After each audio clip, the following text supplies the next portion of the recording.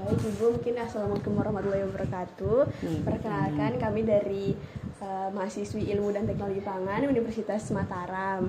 Nah, di sini mungkin kita akan bertanya sedikit tentang mengenai layout yang ada di UMKM UD Merpati Lombok ini ya Bu, tentang produk-produk apa saja atau mungkin tata letak cara produksi di UMKM Ibu. Kita tanya sedikit ya Bu, dan santai-santai saja jawabnya sesuai. Makanya dah nanti yang setiap saat kita jalan. Ya, Bu. Mungkin yang pertama itu pertanyaannya kayak mungkin Ibu bisa jelasin sedikit kayak alur produksi dari awal mungkin sampai akhir. Mungkin dikit-dikit aja Bu kalau kepanjangan. Untuk alur produksi ada ya? Ya, alur produksi. Untuk bikin dodol dan manisan itu caranya hampir sama ya.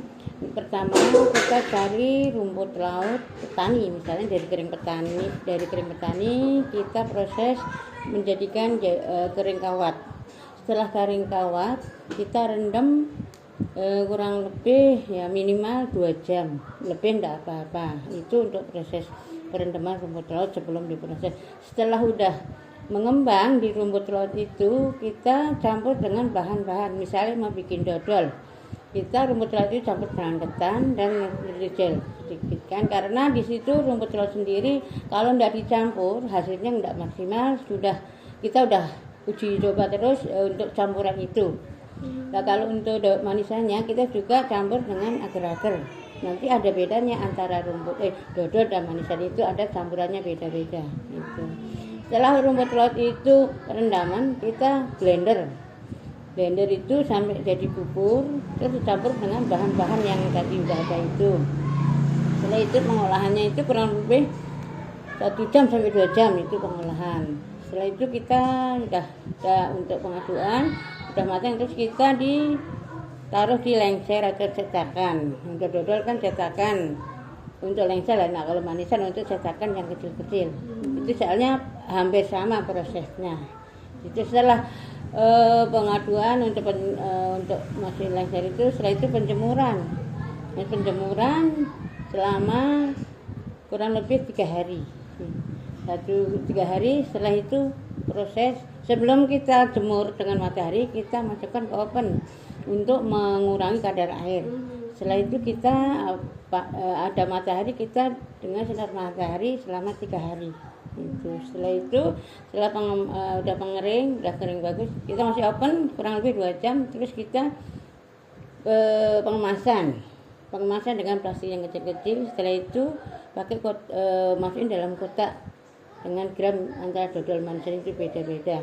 Kalau dodol per kotak itu 100, bersihnya 120, kalau manisan 115 untuk berat bersih.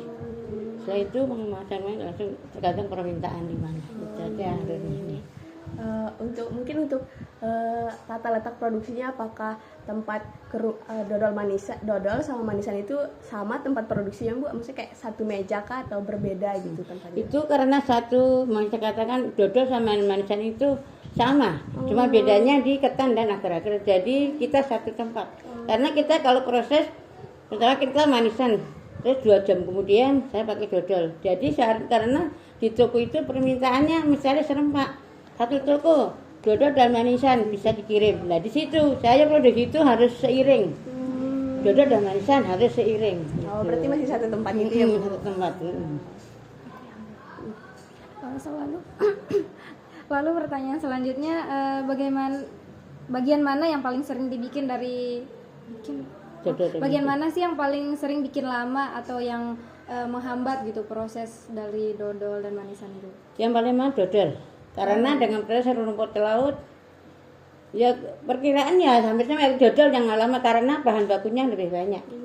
Dan penimbangan dan di manisan kita udah pakai kemasan kan, jadi ukurannya sekian, satu resep itu berapa bungkus.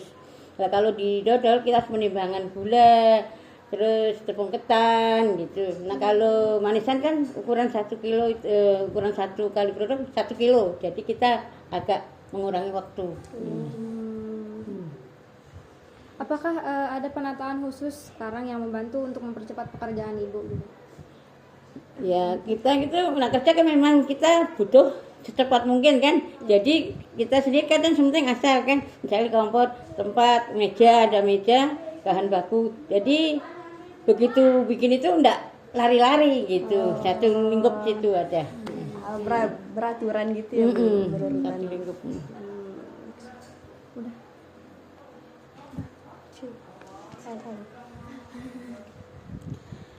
Apakah ruang produksinya udah dirasa cukup nyaman buat kerja? Ya kita sudah maksimal gitu kan, masih aman karena ruangan kecil. Yang penting kita produksi lebih cepat. Kita bikin antara bahan baku dan kita untuk alatnya, kita tidak jauh dari tempat kita produksi. Gimana sih caranya buat tempatnya itu tetap rapi dan nggak sempit-sempitan gitu? Kadang kita kan tempat saya kecil ya, jadi saya atur gini, misalnya bagian sini kompor kan, sini alat, sini bahan, terus ini tempat untuk naruh yang sudah jadi. Walaupun kecil saya atur, nanti yang kita sanain meja. Udah terbiasa. Nah, Ibu, pertanyaan selanjutnya itu apakah penataan alat-alat dari alat-alat produksi ini sudah aman bagi pekerja? Maksudnya nggak berbahaya misalnya? Ya kita bikin semaksimal mungkin, contohnya dengan misalnya pakai listrik kan, jadi kita itu atur supaya pakai dulu kan pakai kabel nyentang misalnya kan, jadi kita atur supaya pakai langsung paten di tembok gitu kan. Jadi kebanyakan pakai listrik kan saya, karena open misalnya open terus seller tangan, kita harus bikin supaya tidak terganggu yang kerja itu. Selanjutnya, apakah ada area yang sering membuat pekerja kurang nyaman atau rawan kecelakaan kecil? Insya Allah tidak ada. Kan untuk produksi saya sendiri kan. Nah karyawan yang bantu bagian kepengemasan, karena di sini banyak yang untuk pengemasan kita butuh bantuan. Berarti ibu sendiri yang produksi saya sendiri. Walaupun banyak saya paling minta tolongnya ambil ini pas bikin banyak gitu. Karena dulu sekali produk misalnya 10 kilo satu produk kan butuh 1 galon air, jadi kita butuh tenaga gini itu paling. Selanjutnya itu di mana biasanya menyimpan bahan bakunya? Di tempat etalase, ada tempat khususnya. Di gudang enggak di gudang? Kan kita misalnya rumput laut pakai box. Nah misalnya gula, agar-agar, deterjen saya pakai lemari, dan sepewarna saya taruh di lemari etalase. Gitu. Terus apakah tempat penyimpanan bahan itu mudah dijangkau ketika produksi? Tempatnya kita dekat dari tempat produksi. Jadi nggak perlu jalan jauh-jauh buat ngambil Nah, bahan. enggak, kita tata semaksimal mungkin. Senyaman mungkin. Biar enak, enggak terlalu jauh kita lari-lari. Kan ngejar waktu kan. Kadang 3 jam aku harus selesai. Tempat itu harus kita siapin dulu. Misalnya produksi harus siapin bahan, dikeluarin. Lalu kalau enggak siapin kita menghambat sendiri, kita capek sendiri gitu. Terus bagaimana penyimpanan produk yang sudah jadi? Maksudnya sebelum didistribusikan itu biasa disimpan di mana? Sebelum dikemas kita masukin dalam kotak box kan. Nah, setelah udah di kotak box, misalnya belum sempat termasuk ke kotak, ya kita masukin box yang lain. Terus setelah itu baru kalau udah dikemas pakai box kotak, saya masukin di etalase sebelum keluar, belum ada permintaan. Selanjutnya itu kendala apa yang paling terasa terkait tata letak saat ini, maksudnya tata letak pabriknya? Mungkin area ini terlalu jauh. Ya. Karena kita tempatnya kecil ya, jadi saya itu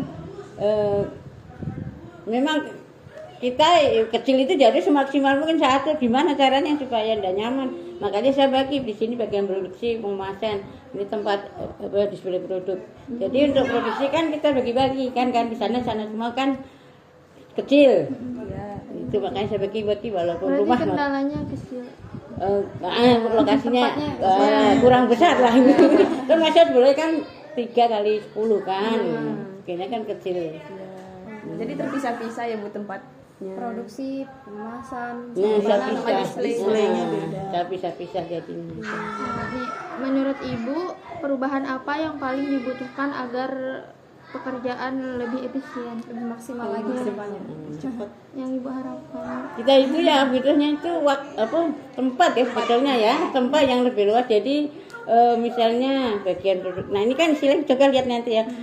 Karena di situ kadang masih gabung meja ini jadi kurang lebar lah intinya kita.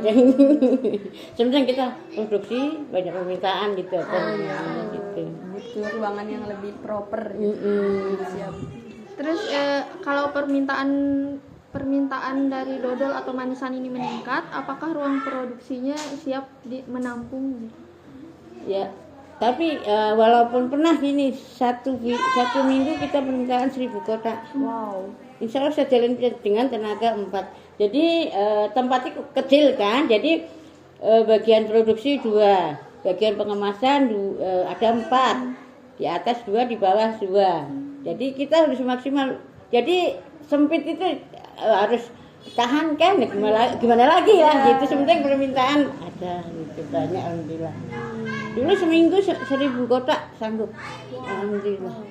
Kita jalani dengan tenaga 4 orang. Itu sebelum corona saya jalani dari tahun 2010 sampai 2017 pas corona itu langsung balik kan. Gitu. Berarti dari semua area ini yang paling sempit itu yang bagian mana Ibu? Pengemasan kah, produksi kah? Gitu. Pengemasan. Oh, di pengemasan. Dan pengemasan cuma pasien di sini. Jadi kadang pas rame untuk pengemasan chopper ke sana di sana. Sekali produksinya itu berapa kotak Bu? Sekali Kalau produk, normal? kalau normal seminggu itu 6 kali dulu. Nah sekarang baru 3 kali. Karena kita hadapi 6 toko. Nah dulu di atas 10. Gitu. Kita itu nggak pakai online kan, saya cuma toko-toko aja nitip. Nggak bisa main online soalnya. Waktu nggak ada. Waktu yang nggak ada. Itu di situ dah. Ini lokasi saya kecil, jadi aneh.